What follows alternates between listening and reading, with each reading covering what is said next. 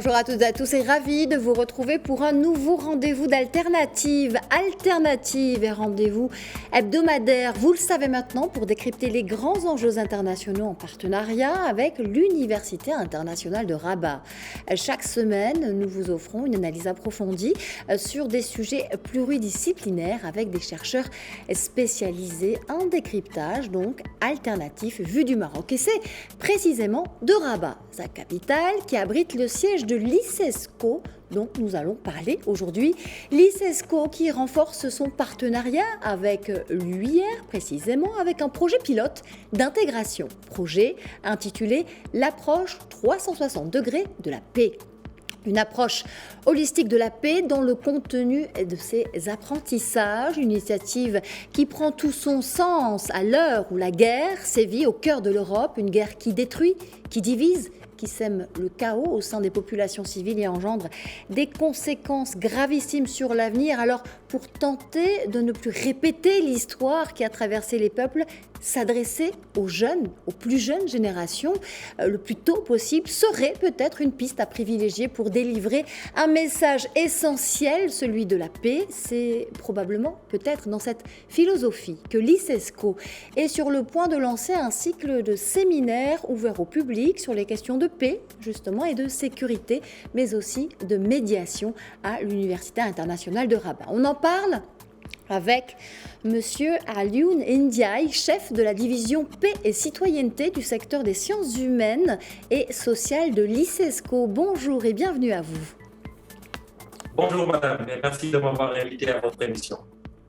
Plaisir partagé. Alors, l'ICESCO, dans son approche de la paix qu'elle appelle la paix à 360 degrés, prend une démarche holistique et multisectorielle. Est-ce que vous pouvez nous en dire plus sur ces deux notions ? Voilà, je vous remercie encore, madame, pour cette invitation.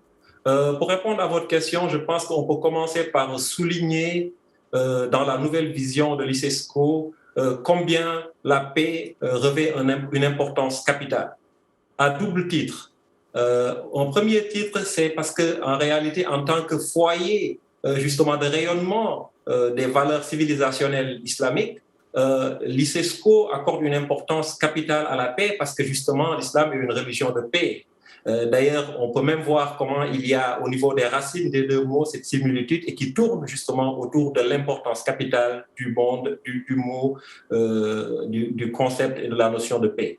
Donc ça, c'est le premier aspect. Le deuxième aspect, c'est la nature fondamentale en fait, que la paix revêt dans tout processus de développement. La paix est au cœur de la construction du capital humain, qui est un élément fondamental dans la nouvelle vision de l'ICESCO. Et en ce sens, nous pensons que construire un environnement de paix est une condition sine qua non et nécessaire à justement l'atteinte de tout développement.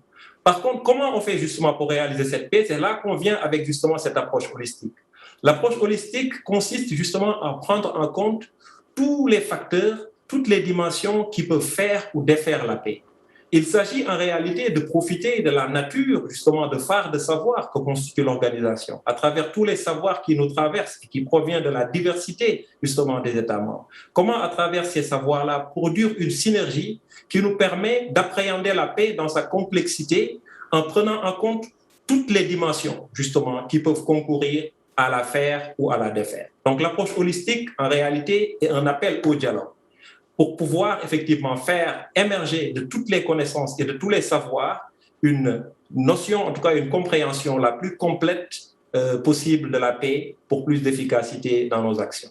D'accord. Alors, une fois que l'on a parlé de cette convergence de toutes ces énergies, de toutes ces synergies, comme vous avez dit, pour exprimer cette dimension holistique de la paix, concrètement, comment mettez-vous en œuvre cette approche? À travers quels programmes, quelles initiatives précises? Alors, je peux déjà commencer par peut-être vous donner une initiative qui est récente, qui est très récente. Oui. C'est le lancement auquel on a procédé de notre livre intitulé Livre de l'ICESCO sur la paix. Donc, la paix à 360 degrés, regard sur les multiples dimensions de la paix.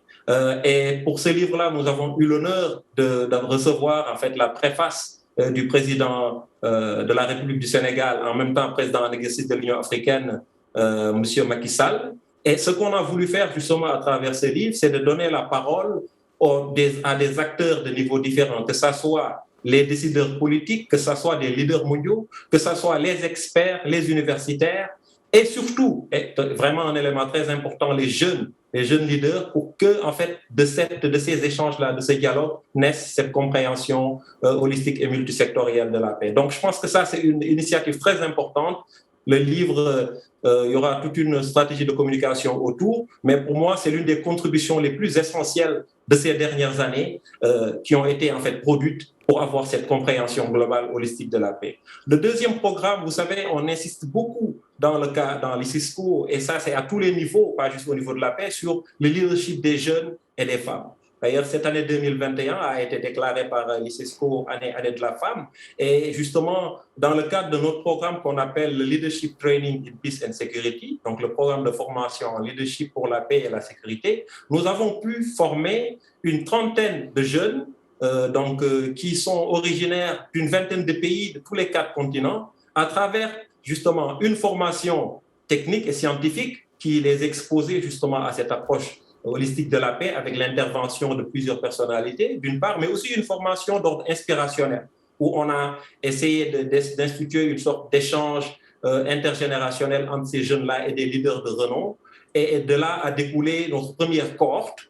Et je dois signaler aussi que la formation était ouverte, ce qui nous a permis, au-delà des 30 jeunes qui étaient notre première cible et qui sont maintenant des ambassadeurs de la paix de l'ICISCO, on a pu, en tout cas, atteindre des centaines de milliers de jeunes à travers justement les médias sociaux, grâce justement aux webinaires que l'on organisait. Donc ça, c'est un deuxième aspect, la formation des jeunes à travers ce programme qui s'appelle Leadership Training in Peace and Security. Un troisième aspect qui nous permettra justement de faire le lien avec cette activité qu'on fait avec l'UIR, c'est l'intégration des notions et des valeurs de la paix dans les contenus des apprentissages. Et cela, nous le faisons à des niveaux différents. Par exemple, s'il s'agit du niveau du primaire, je pense que c'est là, par exemple, ou du secondaire, il est important, par exemple, qu'on insuffle aux enfants toutes les valeurs qui sont liées à la culture de la paix. Mais par exemple, sur le plan universitaire, c'est là qu'on assiste, en fait, qu'on travaille avec les chercheurs à produire justement ces savoirs-là qui vont nourrir cette vision et qui vont permettre juste de nourrir aussi les politiques publiques dans nos États membres. Et oui, il n'est jamais trop tôt pour inculquer cette culture de la paix dont vous venez de parler, Monsieur Alioune Ndiaye. Alors, dites-nous pourquoi il est aussi important d'intégrer justement ces notions et les valeurs liées à la paix dans les contenus d'apprentissage. Vous parlez de l'UIR, donc c'est la jeunesse estudiantine, mais vous avez parlé du secondaire et du primaire aussi. Absolument, absolument. Parce que pour nous, en fait, l'objectif, c'est de bâtir un écosystème autour des systèmes d'apprentissage à tous les niveaux, pour d'une part, nourrir la compréhension la plus large des dynamiques de la construction de la paix, donc d'une part, mais d'autre part aussi insuffler à travers les espaces d'apprentissage les valeurs de la paix, de la tolérance qui sont si chères et qui sont si centrales à la religion musulmane, et à l'islam, mais aussi, je dirais, à toute l'humanité.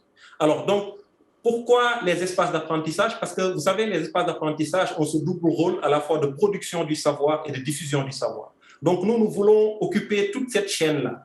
Dans la production du savoir, nous voulons encadrer des initiatives qui permettent des synergies, des échanges entre experts pour construire, encore une fois, je le répète, cette compréhension complexe, holistique et multidimensionnelle de la paix. D'accord, ça c'est surtout au niveau universitaire. Et par exemple, dans le cadre de notre collaboration avec l'Université internationale de Rabat, nous allons faire intervenir des experts internes de l'ICISCO, mais aussi des experts externes, et qui vont en tout cas passer en revue tous les aspects, que ce soit des aspects matériels ou que ce soit des aspects symboliques liés à la paix. Par exemple, nous pourrons parler de la culture, nous pourrons parler par exemple de l'environnement, dégradation climatique, comment ça peut influer justement sur la paix et autres. Donc voilà, en réalité, là où se trouve l'importance. C'est vraiment, d'une part, de favoriser cette production de savoir dans le cadre universitaire. Vous savez, les universités ont toujours été les phares de lumière vers lesquels l'humanité se tourne lorsqu'elle traverse des périodes sombres. Donc ça, c'est important, mais d'autre part aussi au niveau des jeunes, au niveau des espaces formels ou informels justement d'apprentissage, pour qu'on puisse insuffler ces valeurs-là qui vont nous permettre de nous assurer des lendemains dans un monde de paix et de progrès pour tous.